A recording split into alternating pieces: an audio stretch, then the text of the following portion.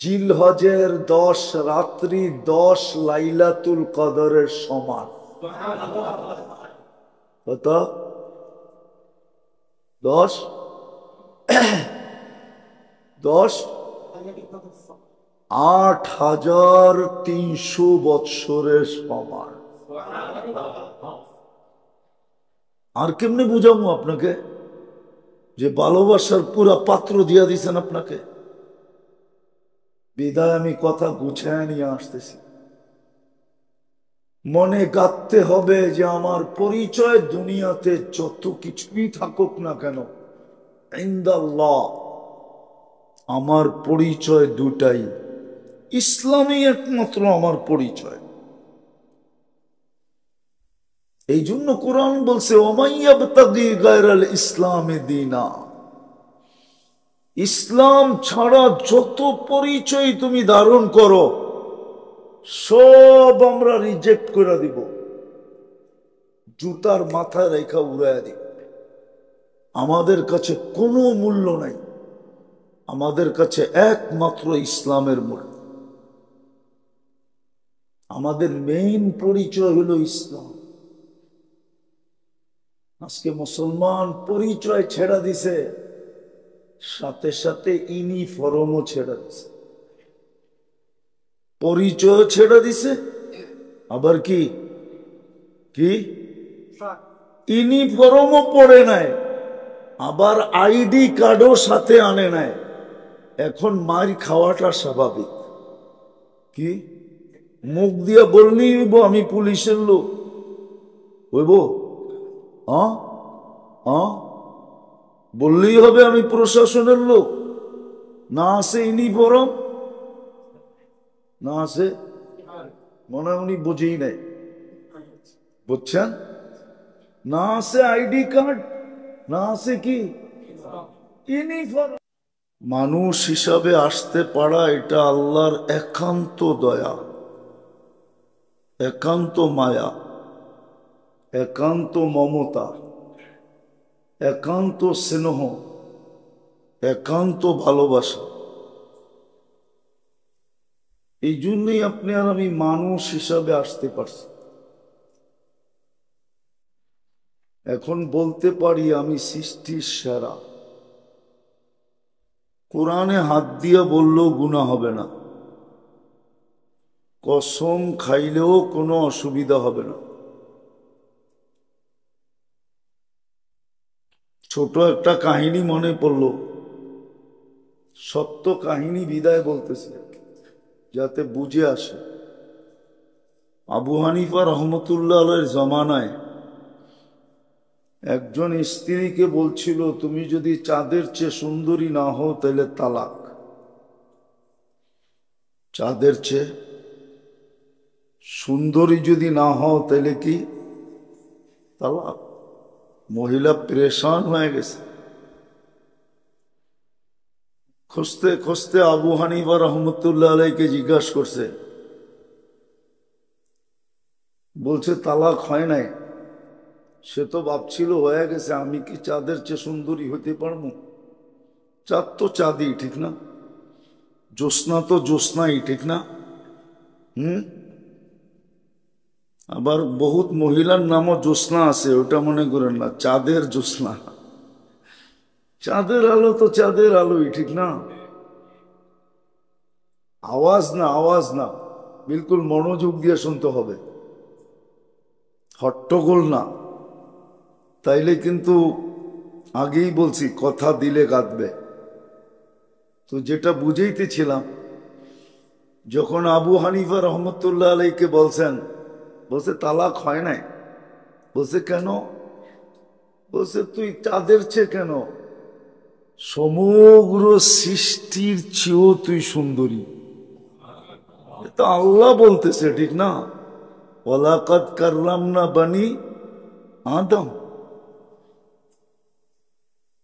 তো মানুষ যে হতে পারলাম এটা আল্লাহর একান্ত দয়া, একান্ত রহমত, একক ভালোবাসা, আল্লাহর ভালোবাসা। কিন্তু মানুষ দুনিয়াতে ভালোবাসা পাওয়ার জন্য কি না করে, ঠিক না? না পাইলে বিষ পর্যন্ত খায়, ঠিক না? কি নাই মনে হয় বন্দরে এরকম কোন স্মৃতি মৃতি নাই, ঠিক না? আছে তো মানুষ মানুষের ভালোবাসা পাওয়ার জন্য জান পর্যন্ত দিতে চায়, ঠিক না? সারাদিন পিছে পিছে ঘুরতে থাকে। আমরা তো দেখি ভালোবাসা পাওয়ার জন্য বাইঙ্গেই বলে ফেলি, নৈকট্য পাওয়ার জন্য, নমিনেশন পাওয়ার জন্য সারাদিন এত জপে। যদি এতবার আল্লাহ জপত তো সারাটা জগতে উঠায় আল্লাহ ওকে দিয়া দিত। আল্লাহর তো ওয়াদাও আছে, আল্লাহর তো ওয়াদাও আছে, মাল্লাহুল মাওলা ফালাহুল কুল। আল্লাহ যার সব কিছু তার, আল্লাহর অঙ্গীকার। আল্লাহ যার সবকিছু তার। যদি সবকিছু তারই না হইতো তাহলে শাহজালাল রহমতুল্লাহ আলাই জায়নামাজ বিছায়া সুরমা পার হইল কি করে? নদীর তো ধর্ম হইল যেটা রাখবেন ওটাকে ভিজাবে, নৌকা ছাড়া পা দিলে ডুববে। এটাই তো নদীর ধর্ম, ঠিক না? কি উনি কি ডুবছিলেন? জায়নামাজ বিচ্ছিল, তাও তো ভিজে নাই। তাহলে তো আল্লাহর কথাই সত্য, মাল্লাহুল মাওলা ফালাহুল কুল। আল্লাহ যার সব কিছু তার। আকাশও তার, জমিনও তার, পাহাড়ও তার, পর্বতও তার, সমুদ্রও তার, মহাসমুদ্রও তার। আর এটার প্রমাণ আছে। প্রমাণ যদি না থাকতো তাহলে আপনাকে আমি বলি, প্রমাণ যদি না থাকতো তাহলে 27 কিলোমিটার সমুদ্রের উপরে ঘোড়া দৌড়াইল কি করে? এখনো তো চিহ্ন রাখা আছে। বাহরাইন যেদিন স্বাধীন করেন সাহাবায়ে কেরাম, সেদিন 27 কিলোমিটার তো সমুদ্রের উপর দিয়ে ঘোড়া দৌড়াইয়া গেলেন। প্রমাণের চিহ্ন তো এখনো রাখা আছে, হাজারো প্রমাণ রাখা আছে। নাইলে 3000 কিলোমিটার দূর যেই যুগের মানুষকে বর্তমান প্রযুক্তির কথা বললে কি বলতো? সিধা পাবনা নিয়ে যাও, ঠিক না? ওই যুগে 3000 কিলোমিটার দূরে মেম্বরে দাঁড়ায় কি করে পাহাড় দেখায় দিল, সারিয়াতাল জাবাল, সারিয়া পাহাড় সামলা। এখনো তো ওই পাহাড়ের গায়ে সাইনবোর্ড টানানো আছে, যেটা ওই পাহাড় যেটা মদিনার থেকে উমর রাদিয়াল্লাহু তাআলা আনহু এই জুমার দিনে মেম্বরে দাঁড়ায়া সেনাপতিকে দেখায়া দিছিলেন, সামলা পাহাড়। তো বুঝা গেল ওই আল্লাহ মানুষের নৈকট্য পাওয়ার জন্য সারা দিন রাত জপতে থাকে, ঠিক না? কি হ্যাঁ, পিছে পিছে ঘুরতে থাকে। কি বলেন? এমনকি হুমকি ধুমকিও দিতে থাকেন যে জান দিয়া দিমু। কিন্তু যুবক করে জিজ্ঞেস করেন ওরা কি মেসেজই না লেখে। যত ধরনের মেসেজ আছে সব লেখে, ঠিক না? কি যেন একবার লেখা দেয় আই ডট ডট ইউ, ঠিক না? ভালোবাসা পাওয়ার জন্য। ওই ভালোবাসা দ্বারা আল্লাহ আমাদেরকে মানুষ বানাইছেন। কে ভালোবাসছে? কে? আল্লাহ। আল্লাহ ভালোবাসছে। দলের চেয়ারপারসন ভালোবাসলে ওর খুশির অন্ত থাকে না, ঠিক না? আর আমাদের ভিতরে তো কোনো খুশি নেই যে আল্লাহ আমাকে ভালোবাসছে। আছে? আজ পর্যন্ত কাউকে ফুল দিছেন এই কথার উপরে? না একটা মিষ্টি খাওয়াইছেন কাউকে? যদি জিজ্ঞাসা করে মিষ্টিটা কেন খাওয়াইলা, আল্লাহ যে আমাকে ভালোবাসা মানুষ বানাইছে, এই খুশিতে তোকে একটা মিষ্টি খাওয়াইলাম। এই মজমায় তো কেউ নাই যে একটা মিষ্টি খাওয়াইছেন বা 1 কেজি মিষ্টি কিনছেন। যদি মিষ্টি কিনেন কেন, বলে এই খুশিতে কিনি আল্লাহ যে আমাকে ভালোবাসা মানুষ বানাইছে। আমার কথা অযৌক্তিক হইলে বলেন, যুক্তি আছে না নাই? আল্লাহ আমাদের উপরে দয়া করছেন, ভালোবাসছেন, মানুষ বানাইছেন। আবারও দয়া করছেন, শুধু মানুষ বানায় ছেড়া দেন নাই, আবারও দয়া করছেন, আবারও স্নেহ, আবারও মায়া, আবারও মমতা, আবারও ভালোবাসা, আবারও প্রেম, আবারও প্রীতি। আল্লাহ আমাদেরকে মুসলমানের ঘরে অস্তিত্ব দিয়েছেন। এটা তো প্রথমটার চেয়ে আরো বেশি ভালোবাসা। মানুষ তো সব জায়গায় আছে, ঠিক না? কি মানেও আবার নাও মানে, এরকমও তো আছে। এরকম তো মানুষ আছে আল্লাহকেই স্বীকার করে না। অথচ যিনি জন্ম দিলেন, অস্তিত্ব দিলেন, ওনাকে স্বীকার করে না। আমাদেরকে তো আরো 1 হাত বাইরা ভালোবাসছেন। 1 হাত বললে ভুল হবে, না জানি কতটুক আগায়া আমাদেরকে ভালোবাসছেন, যে মুসলমানের ঘরে জন্ম দিছেন। উচিত ছিল সারাদিন মিষ্টি বিতরণ করা, উচিত ছিল সারাদিন মানুষকে ফুল দেওয়া। যদি কয় কেন এত মিষ্টি ডেলি খাওয়াও, কয় মুসলমানের ঘরে আল্লাহ ভালোবাসা অস্তিত্ব দিছে। প্রথম ভালোবাসাই তো অবর্ণনীয় ছিল, মানুষ হিসাবে অস্তিত্ব সৃষ্টির সেরা। তার উপরে সোহাগা ডাইলা দিছেন, মুসলমানের ঘরে অস্তিত্ব। এর চেয়েও বেশি ভালোবাসা আরো উপরে নিয়ে গেছেন, যার পরে আর নাই পাত্রে কিচ্ছু নাই। তারপরে আর পাত্রে কিছু, তারপরে আর পাত্রে কিছু, আরে ভালো মতে বোঝেন কিন্তু, তারপরে আর পাত্রে কিছু, উম্মতে মুহাম্মদী বানায় দিছে। পাত্রটাই পুরা উঠায় দিয়া দিছেন। কেন আমাদের পরে কোনো উম্মত নাই, আমাদের নবীজির পরে নবী নাই, আছে নাকি? বিশ্বাস করেন তো? আমাদের নবীর পরে কোনো, আমাদের পরে কোনো উম্মত নাই, ঠিক না? তাহলে আর পাত্র রাইখা করবেন তো করবেন কি? ভালোবাসার পাত্র কার জন্য রাখবেন? মা যখন দেখে আর কেউ নাই, তো পাতিলটা নিয়েই তো বসে, ঠিক না? কি বাবরচি যখন দেখে যে সবার খাওয়া শেষ, তো শেষমেশ কি নিয়ে বসে?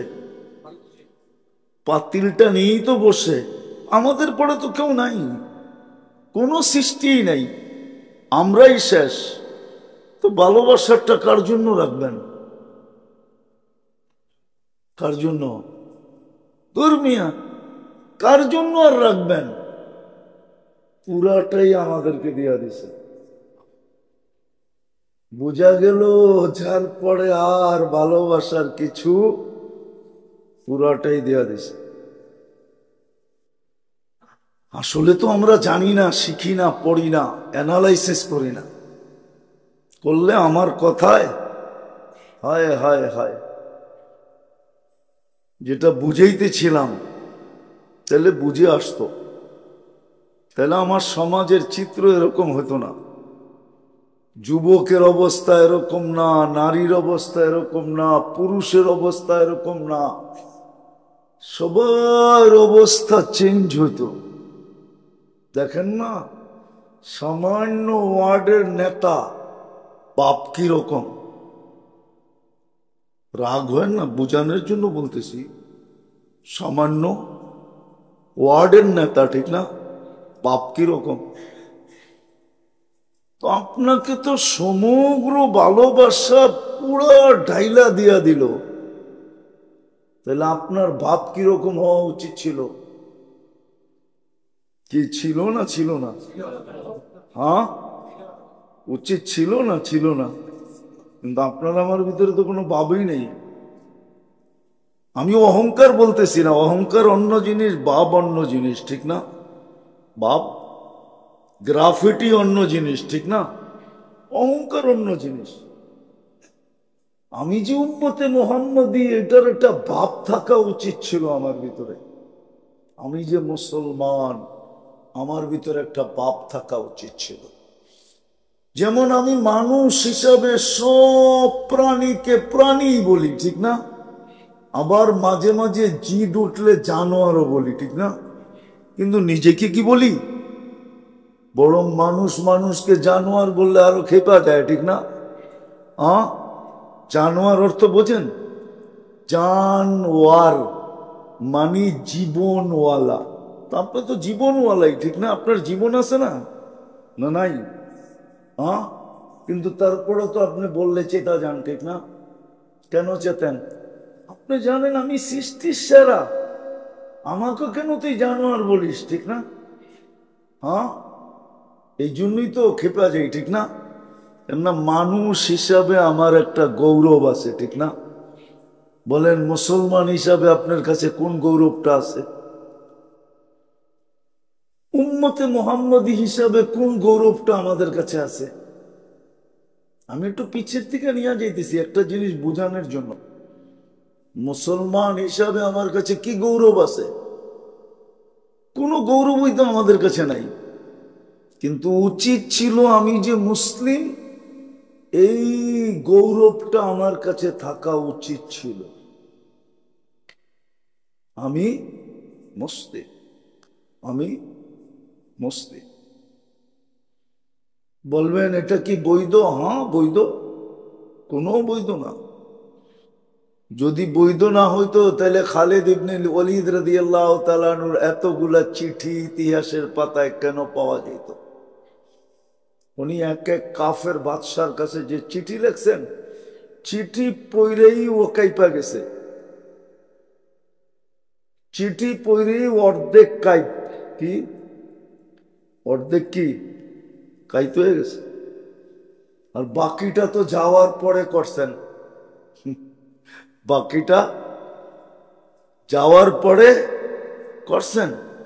প্রথম চিঠি দিয়ে কাজ করে ফেলছে, চিঠি দিয়ে কি করছে?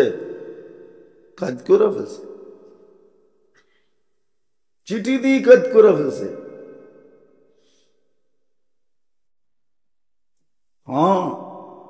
আলী রাদিয়াল্লাহু তাআলা আনহুর জামানায় যদিও একটু দূরত্ব ছিল, মুআবিয়া রাদিয়াল্লাহু তাআলা আনহু এক এলাকার গভর্নর ছিলেন। আপোষে ওনাদের সামান্য একটু মতানৈক্য ছিল, সামান্য, ওটাকে মতানৈক্য বলাও চলে না। তারপরও ইতিহাসে যখন মতানৈক্য লেখছে, আমি মতানৈক্যই বলি। রোমের সম্রাট মনে করছে এখনই সুযোগ, এখনই দুইজন যখন মতানৈক্যে জড়ায় পড়ছে, এখনই আমার জন্য সুযোগ। তো রোমের সম্রাট মুআবিয়া রাদিয়াল্লাহু তাআলা আনহুর কাছে চিঠি লিখছেন, বা চিঠি না লেখলেও উনি যুদ্ধের প্রস্তুতি নিতেছিলেন যে আলী রাদিয়াল্লাহু তাআলা আনহুর উপরে হামলা করবে। তো খালিদ ইবনে ওয়ালিদ মুআবিয়া রাদিয়াল্লাহু তাআলা আনহুর চিঠি লিখছে, ও রুমি কুত্তা, তোর এত বড় সাহস হইল কি করে? তুই ভাবছস আমাদের মতানৈক্য আলীর সাথে উপরে তুই হামলা করবি? শুন, যদি হামলা করিস তাইলে ওই হামলা ঠেকানোর জন্য সেনাপতি হয়ে যে আসবে সে আমি। রুমি সম্রাটের বেলুন ওইখানেই শেষ। কয় কি ভাবলাম, কি হইল কি, এ বলে সেনাপতি হয়ে আসবে? তো গৌরব ছিল ইসলামের এক জমানায়, মুসলমান হইতে পারা গৌরবের বিষয় ছিল।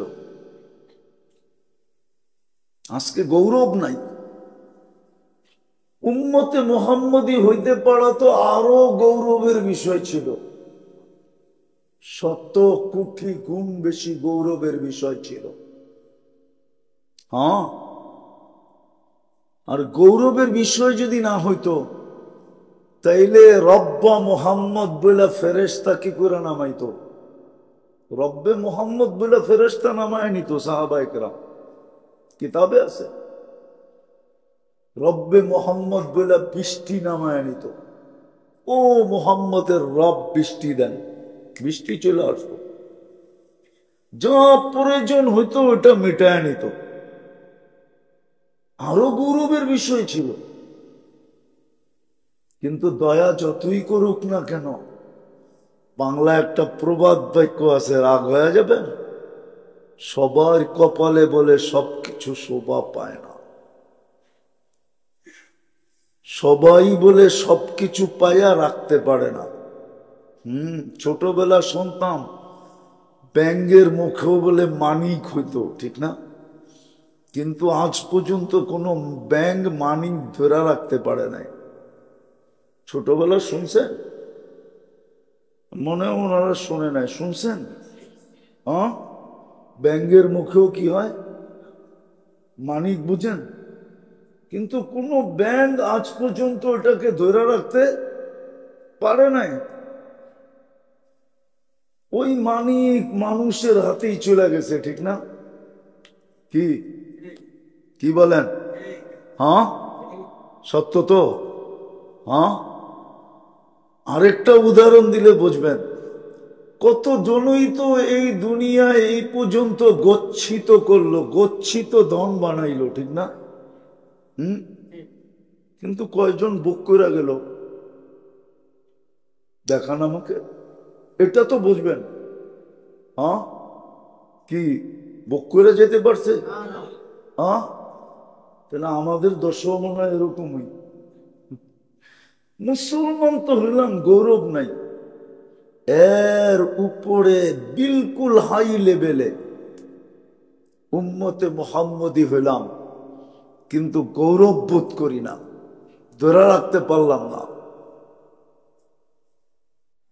এই জন্য আসল কথায় চলে যাই, লম্বা করতে চাইতেছি না, আসল কথায় যাই। এই জন্য যার উপরে আল্লাহ এই 3টা দয়া করছেন, বা 2টা দয়া, যার উপরে, যেই মানুষের উপরে 2টা দয়া করছেন,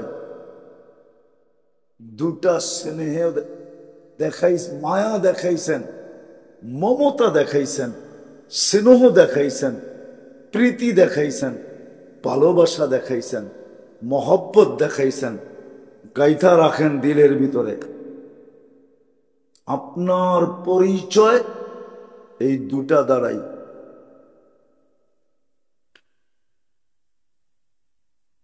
আপনার পরিচয় এই 2টা দ্বারাই আপনার পরিচয়। এই 2টা দ্বারাই আপনার পরিচয়। ইসলাম দ্বারাই আপনার পরিচয়, আমার পরিচয়। আমি দুনিয়া বুঝাইতে চাইতেছি না, দুনিয়া বুঝানোর সুযোগও নাই আমাদের কাছে। আর দুনিয়া এরকম জিনিস, ওটা বুঝতে হয় না, মানুষ এমনি এমনি বুঝা ফেলে। আপনার আমার পরিচয় আল্লাহর কাছে এই 2টা দ্বারাই, ইসলাম দ্বারা আর উম্মতে মুহাম্মদী দ্বারা, এই 2টার দ্বারাই পরিচয়। যদি 2টা দ্বারা পরিচয় না হইতো, তাহলে কবরে গেলে আপনার পরিচয় কেন জিজ্ঞাসা করা হইতো? আমা দীনুকা, তোমার পরিচয় কি বলো? তখন তো এটা জিজ্ঞাসা করা হবে না, তুমি কোন দেশের এটা বলো, তুমি কোন বংশের এটা বলো, কোন ভাষার এটা বলো না। জিজ্ঞাসা করা হবে মা দীনুকা, তোমার আসল পরিচয়টা বলো তো দেখি। আসল পরিচয় তোমার কোনটা? আসল পরিচয় হলো ইসলাম। ওলামাদেরকে জিজ্ঞেস করেন, জবাব এটাই, ইসলাম জবাব। আমার আসল পরিচয় ইসলাম। এই জন্য ইমাম বুখারী রহমতুল্লাহ আলাইহি তো আরেকটা আজীব লেখছেন। উনি বলছে একটার জবাব দিলেই তিনটার জবাব হয়ে যাবে। একটার জবাব দিলে কয়টার হয়ে যাবে? এই জন্য উনি বলছে কবরে প্রথম পরিচয় জিজ্ঞাসা করবে, মা কুনতা তাকুলু ফি হাযার রাজুলি মুহাম্মাদি, তুমি এই ব্যক্তিকে চিনো কিনা বলো, এর সাথে তোমার ঘনিষ্ঠতা কতটুক ছিল, সম্পর্ক কতটুক ছিল, একে চিনো কিনা তুমি বলো। এই জন্য কবরে প্রথম জিজ্ঞাসা করবে। বুখারী শরীফ উঠায়া দেখেন, 5 নম্বর পাড়ায় আছে। বুখারীও 30 পাড়া, 5 নম্বর জুজ বা পাড়ায় আছে, কিতাবুল জানায়েজে আছে। বাংলাটা পড়ে আপনি দেখতে পারেন। প্রথম প্রশ্ন করবে, মা কুনতা তাকুলু ফি হাযার রাজুলি মুহাম্মাদ সাল্লাল্লাহু আলাইহি ওয়াসাল্লাম। প্রথম উম্মত হিসাবে পরিচয় দাও, তুমি কার উম্মত, যার উপরে সমস্ত ভান্ডারকে আল্লাহ বিলকুল ঢাইলা দিছেন। বললাম না, মায়ার, দয়ার, স্নেহ, ভালোবাসা, প্রীতি, এরপরে আর কিছু নাই, বাকি সব শেষ করে দিছেন। পুরাটা আমাদের উপরে ঢাইলা দিছেন। আপনার যদি বুঝে না আসে তো আমি বুঝাই, দেখি বুঝে আসে কিনা। যদি পুরাটাই ঢাইলা না দিতেন তাহলে এক রাত্রের বিনিময়ে আপনাকে 83 বৎসর কেন দিতেন? এক রাত্রের বিনিময়ে কত বৎসর? এটা তো মানেন না? মানেন না? কোরআনে আছে লাইলাতুল কদরি খায়রুম মিন আলফি শাহর, 1000 মাসের চেয়ে উত্তম। 12 দিয়া বাগ দিলে 83 বৎসর 4 মাস হয়, শুধু এক রাত্রের পরিশ্রম। দুনিয়ায় কে আছে এক রাত্র খাটার পরে 1 মাসের বেতন দিবে, 1 সপ্তাহ দিবে? চাকরিজীবী তো এখানে বহুত আছে। বরং খাটাইতে তো চায় 24 ঘন্টা, বেতন দিতে চায় 8 ঘন্টা। ঠিক না? হ্যাঁ হ্যাঁ, কে দিবে? অথচ এক রাত্রের খাটনি, পরিশ্রম, 83 বৎসর 4 মাসের ইবাদত। তাহলে আমার কথা সত্য, আপনাকে ভালোবাসার পুরা পাত্রটা ডাইলা দিয়া দিছে। নাহলে এক রাত্রে খাটবেন 83 বৎসর? মনে হয় বুঝাইতে পারি নাই।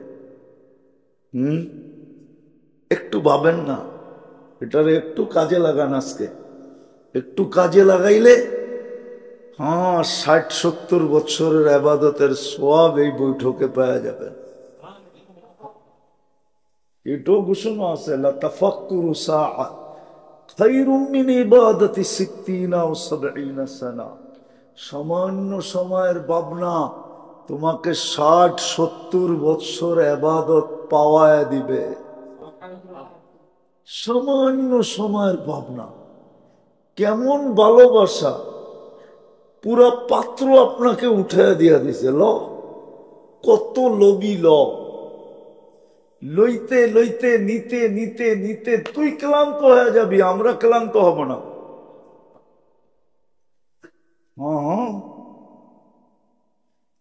পুরো পাত্র উঠে দিয়ে দিছেন আপনাকে, নাইলে কেন এটা করবেন?